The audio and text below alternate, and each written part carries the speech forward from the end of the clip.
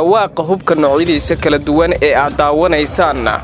waa dalka Ukraine oo Ruushku uu ku garaacayo hubkii ugu dambeeyay Ruushka oo wacad ku maray in uu burburin doono Kiev caasimadda dalkaasi Ukraine xaaladihii ugu dambeeyay ee dagaalka gilgilay dhammaan badaafaha dunida ee u dhaxeeya Ukraine iyo Ruushka kulan degdeg oo Ruushku uu ka yeeshay dawladaha reer galbeedka iyo xulafada Mareykanku uu hogaamiyo isagoo wacad ku maray in saacadaha soo aadan uu dagaal uu ku qaadi doono dawladaha reer galbeedka iyo sidoo kale Mareykanka cabsi xoog leh ayaa soo wajahday dalal ay ka mid yihiin Ingiriiska, Jarmalka, Talyaaniga iyo Mareykanka maxay tahay sababta xilligan ay uga aaminsan yihiin dagaalka ka socda Ukraine ee uu qaaday dalka Ruushka dawladaha reer galbeedka Mareykankana waxa uu wacad ku maray inuu cunaqabatayn uu saarayo dalka quwadda badan ee Ruushka waxa uu banaanka keenay awoodiisii ugu dambeysay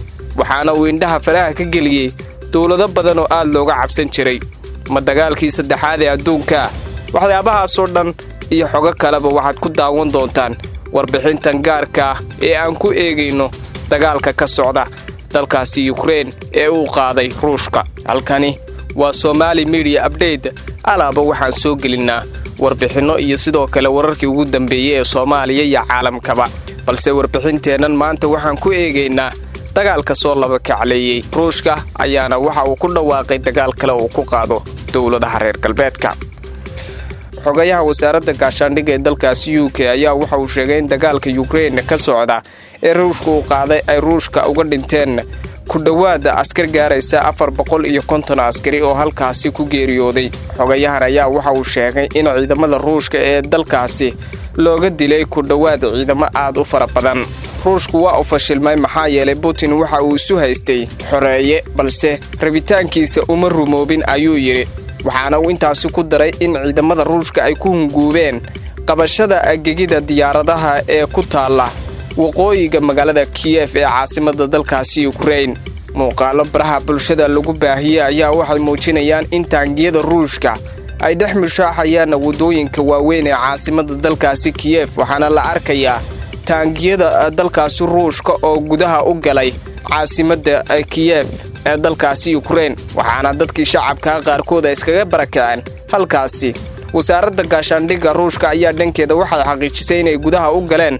mid ka mid ah degmooyinka deegaanka ee magaaladaasi Kiev sawirro laga soo qaaday goobaha taangiyada ayaa waxay u muuqdeen in qof ka mid ah shacabka magaaladaasi degan waxa ay sheegeen in muuqaaladaasi ay yihiin mid sax ah oo laga soo qaaday in ay gudaha galeen ciidamada Ruushka ee halkaasi gaaray sidoo kale barta Twitterka ayaa waxa la arkayay muuqaalo laga soo duubay ciidamada Ruushka oo dhex lugaynaya caasimadda Ukraine dagaalkaasi waxa looga dilay ku dhawaada 137 qof oo Ukraine u dhalatay markii kadib halkaasi ay gantaalo ku garaaceen ciidamada Ruushka madaxweynaha Ukraine Zelensky ayaa waxa uu sheegay in weerarada Ruushku maalintii shalay ahayd uu ku soo qaaday ee maalintii labaad galay in lagu dilay ugu yaraan 137 qof oo rayid ah madaxweynuhu waxa uu sheegay in dadkaasi ay isugu jiraan askar iyo dad rayid ah caasimadda Kiev ayaa hadda waxa laga maqlayaa qaraxyo waaweyn oo xooggan oo ka dhashay duqeymaha ay diyaaradaha dagaalka ee Ruushka magaaladaasi ka wadaan sidoo kale waxa la arkayaa ciidamada Ruushka oo qaybo ka mid ah magaalada caasimadda ah ee Kiev dhex lugaynaya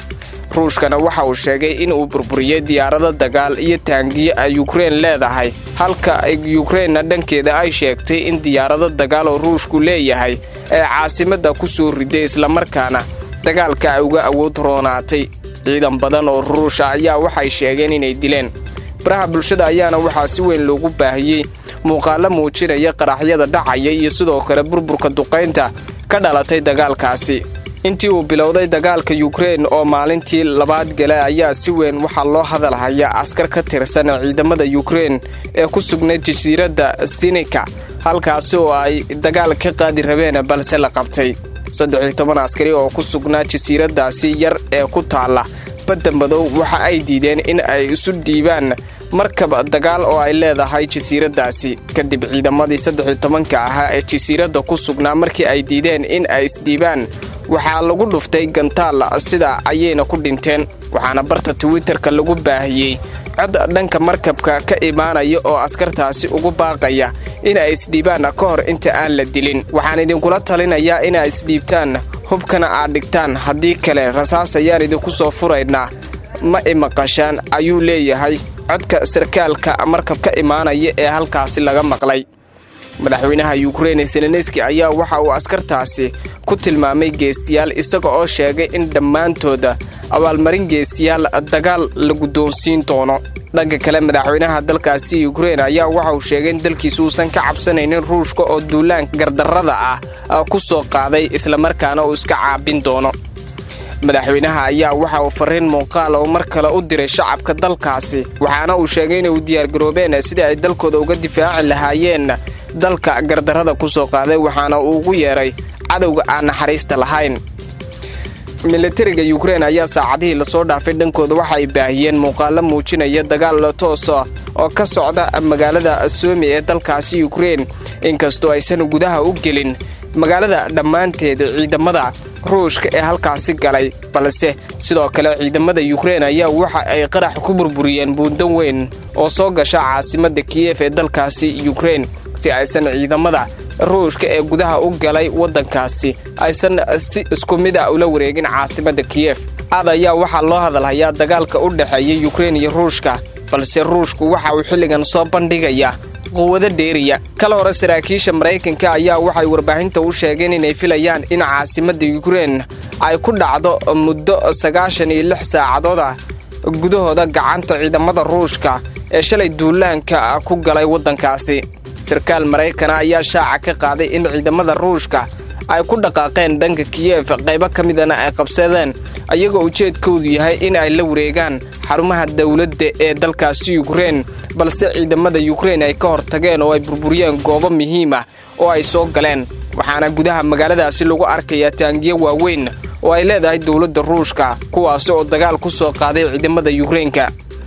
Ruushku waxa uu hore u sheegay in uusan bartilmaameedkiisa koobaad uusan ahayn dadka rayidka balse xarumaha dawladda ay la wareegi doonaan dagaalka xooggiisa ayaa maanta waxa uu ka dhacay deegaanada dhinaca waqooyiga ee taangiyada Ruushka ayaana waxa ay isku dayayaan inay ka gudbaan goobaha ay qaraxyada dhigeen ciidamada Ukraine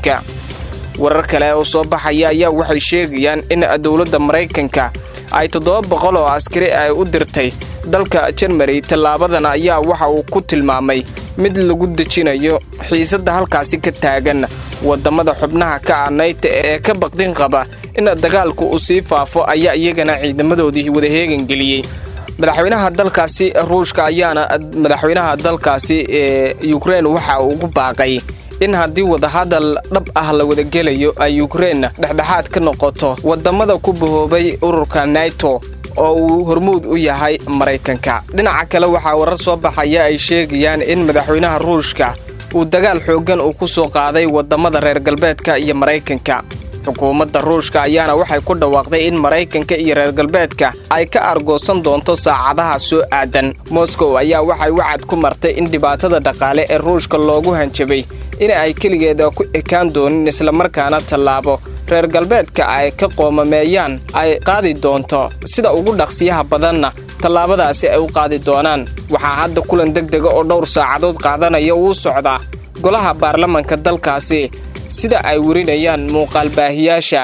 oo kuwaas oo ku waramaya in looga arrisanayo dagaalka labaad ee ay qaadi rabaan waxaana laga cabsi qabaa in mar kale uu dagaal uu ka qarxo qaybo kamid ah Yurubta maadaama NATO ay urursanayso iyada laftigeeda